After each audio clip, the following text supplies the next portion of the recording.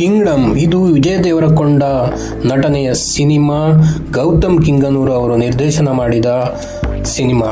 ಈ ಸಿನಿಮಾ ವಿಜಯ್ ದೇವರಕೊಂಡ ಅವರಿಗೆ ದೊಡ್ಡ ಸಕ್ಸಸ್ ಅನ್ನು ಕೂಡ ಮತ್ತೊಮ್ಮೆ ತಂದು ಕೊಟ್ಟಿದೆ ಅಂದರೆ ತಪ್ಪಾಗಲಿಕ್ಕಿಲ್ಲ.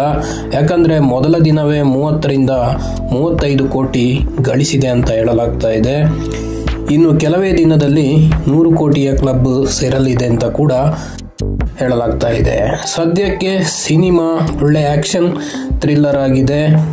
ಸ್ಪೈ ಮ್ಯಾನ್ ಆಗಿ ಇಲ್ಲಿ ಕಾಣಿಸಿಕೊಂಡಿದ್ದಾರೆ ವಿಜಯ್ ದೇವರಕೊಂಡ ಅವರು. ಒಂದು ಪೊಲೀಸ್ ಪಾತ್ರದಲ್ಲಿ ಕಾಣಿಸಿಕೊಂಡು ಹೊಸತನಕ್ಕೆ ಅವರು ಮುನ್ನುಡಿ ಬರೆದಿದ್ದಾರೆ.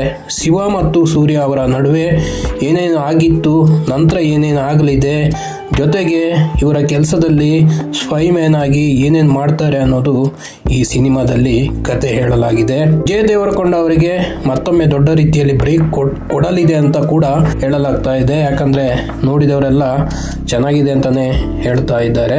ಸತ್ಯದೇವ್ ಮತ್ತು ವಿಜಯ ದೇವರಕೊಂಡ ಅವರ ನಟನೆ ಇಲ್ಲಿ ಪ್ಲಸ್ ಪಾಯಿಂಟ್ ಆಗಿದೆ. ಮ್ಯೂಸಿಕ್ ಕೂಡ ಪ್ಲಸ್ ಪಾಯಿಂಟ್ ಆಗಿದೆ. ಹಾಗೆ ನಾಯಕಿ ಕೂಡ ಇಲ್ಲಿ ಒಳ್ಳೆಯ ಪರ್ಫಾರ್ಮೆನ್ಸ್ ಕೊಟ್ಟಿದ್ದಾರೆ ಅಂತಲೇ ಹೇಳ್ಬಹುದು. ಸೈಲೆಂಟ್ ನಟನೆಯಲ್ಲಿ ವಿಜಯ್ ಎದ್ದು ಕಾಣ್ತಾರೆ. ಹಾಗೆ ಆಕ್ಷನ್ ಕೂಡ ಚೆನ್ನಾಗಿ ವರ್ಕೌಟ್ ಆದಾಗಿದೆ. ಇದು ಇವರಿಗೆ ಕಮ್ಬ್ಯಾಕ್ ಆದ ಸಿನಿಮಾ ಅಂದ್ರೆ ತಪ್ಪಾಗ್ಲಿಕ್ಕಿಲ್ಲ. ಎಲ್ಲ ಕಡೆ ಒಳ್ಳೆಯ ಒಪಿನಿಯನ್ ಬರ್ತಾ ಇದೆ. ಮೊನ್ನೆ ನಿರ್ಮಾಪಕರು ಒಂದು ಮಾತು ಹೇಳಿದ್ರು, ಸಿನಿಮಾ ಫಸ್ಟ್ ಹಾಫ್ ಚೆನ್ನಾಗಿದೆ, ಸೆಕೆಂಡ್ ಹಾಫ್ ಓಕೆ ಅಂತ ಕೇಳಿ ಬಂತು. ಅದನ್ನು ನನಗೆ ಫೋನ್ ಮಾಡಿ ಹೇಳಿ, ಯಾಕೆ ಸುಮ್ಮನೆ, ನಮಗೂ ಗೊತ್ತಾಗುತ್ತೆ ಹೇಗಿದೆ ಅಂತ. ಸಿನಿಮಾ ಹೇಗಿದ್ರು ಹೇಗಿಲ್ಲ ಅನ್ನೋದು ನಮಗೆ ಗೊತ್ತಾಗಬೇಕು ಅಂತ ಕೂಡ ಹೇಳಿದ್ದಾರೆ. ನೋಡಬಹುದಾದ ಸಿನಿಮಾ ಅನ್ನೋದಕ್ಕೆ ಯಾವುದೇ ತಪ್ಪಿಲ್ಲ ಅಂತ ಅನ್ಸುತ್ತೆ. ಯಾಕಂದರೆ ಫುಲ್ ಆ್ಯಕ್ಷನ್ ಇದೆ, ಲವ್ ಇದೆ, ಹಿಂದಿನ ಜನ್ಮದ ಕತೆ ಕೂಡ ಒಂದು ಹಂತದಲ್ಲಿ ಬಂದು ಹೋಗುತ್ತೆ.